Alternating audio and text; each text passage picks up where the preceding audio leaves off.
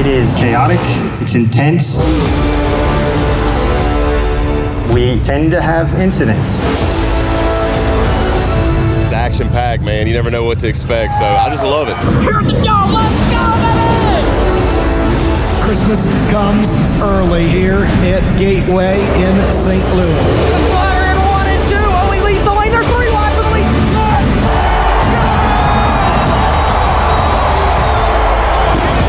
Side by side at the Dome for the lead. Us and Rick Carter going at it tooth and nail. People's got dreams, and dreams can come true. There it is. They're 3 wide for the lead. 3 and 4 out front in this one. That's what this is all about. If you don't have no height, you ain't got no race. I own art. The crowd's got to come to their feet one more time around the speedway. Where's he going to go? He on to the inside. He thinks about a slider out, but he can't get it done. He catches the fence. Checker flag is out. 3 and Checker wins. Here it didn't hurt us. Okay, we're going to send this. You're damn right the Dome is hard, but you're damn right it's worth it too.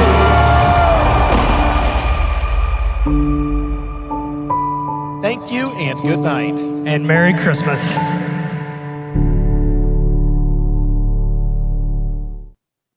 This is your Gateway Dirt Nationals videocast preview. And guys, I have seen a dozen, maybe more, 20 Tim Truex hype videos, and it's been a minute since one of them has given me chills, but I have them on my arms now. That legitimately gave me chills, especially when you throw in the Christmas music and the Christmas angle of Dirt in December.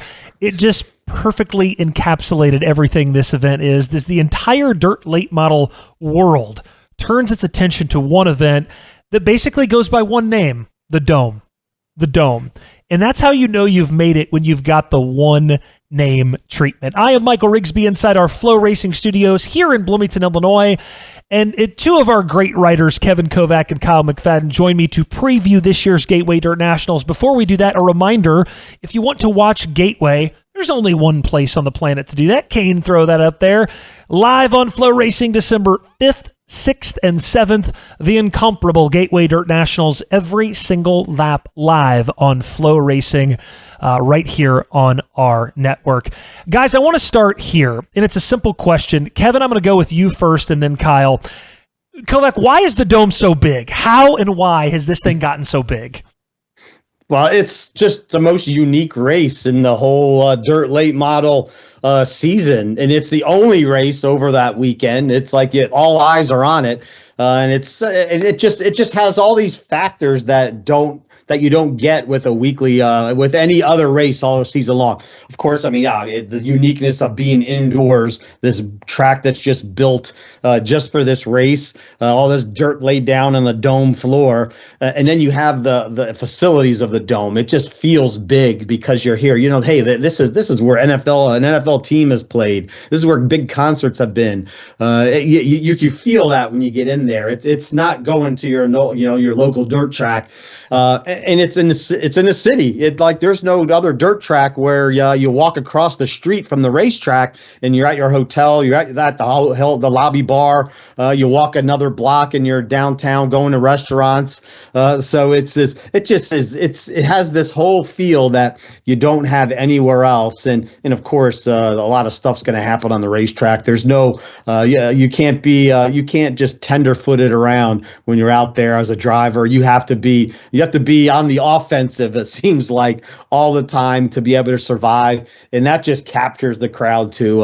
If you like to see bump and run and bump and grind and a lot of stuff happening, you're definitely going to get it at the Dome. Yeah, it's almost like the all-star event of our season, right? It's very low stakes, high rewards, so many high-profile guys. They show up and support this race for a reason, right? And also it's an opportunity for more of like the everymans of our sport to make a name for themselves too. And so it's the perfect blending pot and the perfect melting pot here, this event. I loved going last year, my first time. And that stadium gets more packed every year, it seems like too. And so this event keeps on growing and growing and growing, and has certainly become a staple and a spectacle in our sport for sure.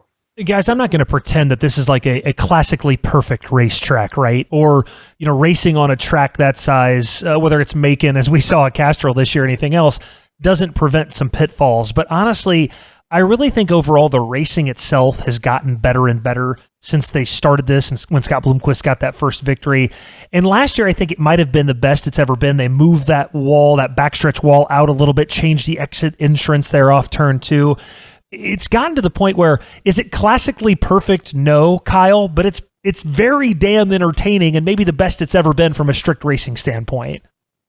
Right. I mean, there's not a lot of room to work with, right? Like when you're trying to build a racetrack inside of a football stadium. But yeah, last year I thought was the best year for it racing wise. And so, I mean, when you have a guy like Ricky Thornton Jr. being able to throw a slider in the waning laps on Brandon Shepard, like for the win there in traffic, by the way, too. I mean, that you're doing something right in terms of track prep and the track layout. And so even the modifieds too, with Drake Troutman last year outdueling Mike Harrison. I mean, there is always something going on. I mean, there is no dull moment on the racetrack. And so, but yeah, the racing's gotten better, I feel like, each year. And as I said earlier, I mean, all the high profile drivers that show up and support this race, that speaks for it right there too.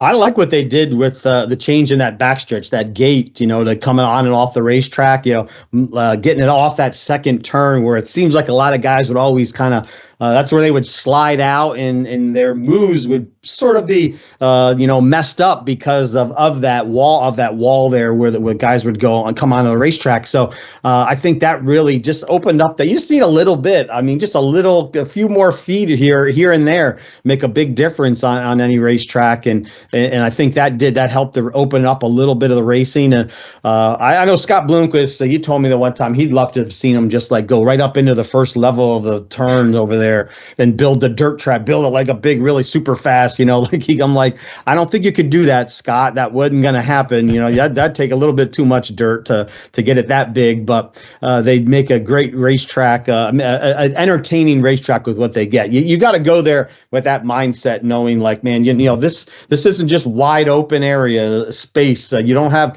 a lot of space to get out of incidents. If something happens, you got to take what you can, you got to have that mindset. You just got to realize what you're going to be watching.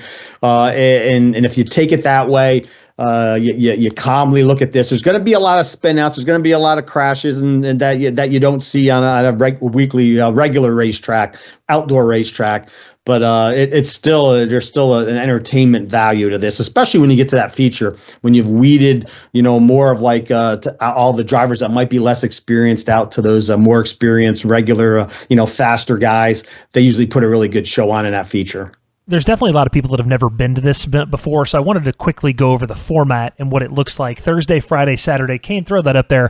Half field qualifications, heats, and consi, and a $5,000 to win feature on Thursday. Exact same program on Friday, and then Saturday, December 7th, those non-qualifiers races, qualifying races, and a $30,000 to win main event. You start hot laps at 3 o'clock every day. That's the other fun thing about this. We don't have to worry about sunshine beating the track down anywhere like that. We can start hot laps at 3 o'clock and 6 o'clock for the finale. Top 3 finishers from each prelim locked into the 40-lap main feature, and they've got those incredible drivers intros on Saturday night that have become just such a staple of the event. Who's won this event before? I mentioned Scott Bloomquist winning the first one all the way back in 2016, 8 years ago now. Then a pair of back-to-backers. Bobby Pierce wins in 17 and 18. Tyler Carpenter goes back-to-back in 19 and 21. Remember, because of COVID, there wasn't one in 20. And then the last 2 winners, Tyler Erb gets that emotional victory. On the weekend, his father passes away in St. Louis. Turbo gets the win also in St. Louis. One of the most amazing spectacles I've ever seen in dirt late model racing. Tyler was just incredible that weekend. And Sheppy with the thrilling win last year. Kyle, how about this? Quick before we get to the storylines. Kyle, I know you're an open wheel guy. Make your pitch to get midgets back at the Dome. Do you want to see those guys flying around on the racetrack again? Kyle Larson, Christopher Bell, those guys. Absolutely. I mean, now that Christopher Bell is cleared to dirt race and Kyle Busch is in a midget, Kyle Larson's winning in midgets, Logan Seavey, prolific open wheel driver now racing dirt late models, Rico Abreu, we can stack the entry list. And so I don't see why, we can't make it happen. And then also with the Chili Bowl car counts higher than ever too, it'd be a great opportunity for teams just to get a tune-up in right before the Chili Bowl. So I think all the signs could be there. I agree with you. Let's bring him back, Cody Summer. Start with you, Kevin. Last couple things. Best storylines as we head into the event, Kevin Kovac. What do you have?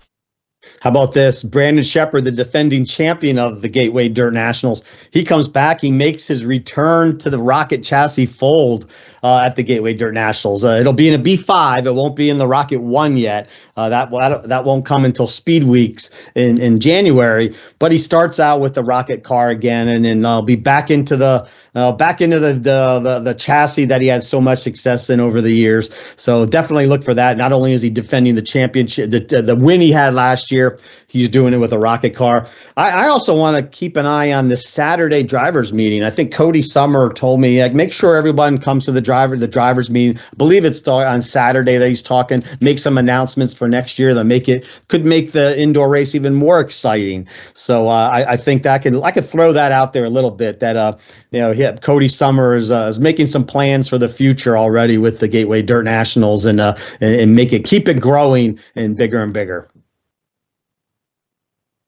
Yeah, some other storylines to watch too. Brandon Overton making his debut in the Longhorn Factory team with Anthony Burrows. Now, Brandon Overton making his debut at the Dome. That's quite the clash of, or just. We'll just have to see how his driving style growing up down in the South will mesh to the tight-knit racing at the Dome. And so, but yeah, Brandon Sheppard back in that Rocket car, as Kevin mentioned too. And can Tyler Carpenter get back to Gateway prominence too? Those are some things to watch for going into Gateway. Yeah, the Brandon Overton ones. You think of Brandon Overton, you do not think of fifth mile racetracks for sure.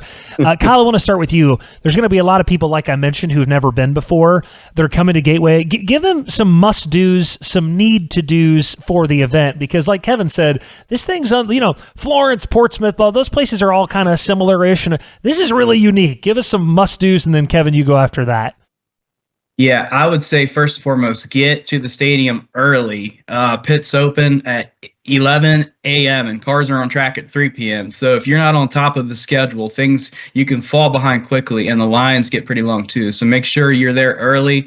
That pit walk too, if you have a pit pass, that pit walk is quite something, just to go up and down all of the rows of cars there, and all of the paint schemes too. You have to check out the paint schemes, and then as Kevin mentioned too, just like walking downtown St. Louis is and just kind of hitting up all of the shops leading into the stadium there too. There's lots to do around the stadium, but make sure first and foremost you get there early and get your seat and get your spot. I say make sure you get over there around the corner from the stadium, hit over to that barbecue joint that's on the main street there in St. Louis. Go get yourself some barbecue. Then it's really good. It's good eating over there. And that line usually gets pretty long, so you want to get there. Make sure you get there early in the afternoon before you get into the Dome to go racing, and then you'll have your stomach will be nice and full because that barbecue's good. And maybe afterwards, head on over to the Holiday Inn, right across the street. A lot of people will be hanging out. You might be get to hang out with some drivers there too, drinking some beers and having fun. You never know what you might see happening over there because everybody seems like they have a lot of fun post-race at the Holiday Inn. Kevin, start with you, and then Kyle. Who wins? Who wins Gateway? I'm going 2 in a row. Brishap. It's going to be the storyline. It's going to be his return to Rocket, his first race back in a Rocket car, and he wins the Gateway Dirt Nationals. I'll have to go with Bobby Pierce. So last year he had a sour ending to his Gateway Dirt Nationals. I think he comes back and caps off his year with a prelim win and that Saturday night win too for 40 wins for Bobby Pierce. Puts it in an even 40. Be pretty impressive. Guys, thank you so much for joining us. The Gateway Dirt Nationals. Kane, let's take a look one more time. Live only on FloRacing December 5th, 6th, and 7th. By the way, if you're a pavement fan also, don't forget the same weekend, for the first time ever, the Snowball Derby live on Flo. How fun is that? Gateway And for the first time, look at my guy Bubba Pollard there. For the first time ever, live on the same weekend, exclusively at Flo. Kevin, Kyle, thanks for joining us. Kane, thanks for producing. We will see you guys live in St. Louis from the Gateway Dirt Nationals.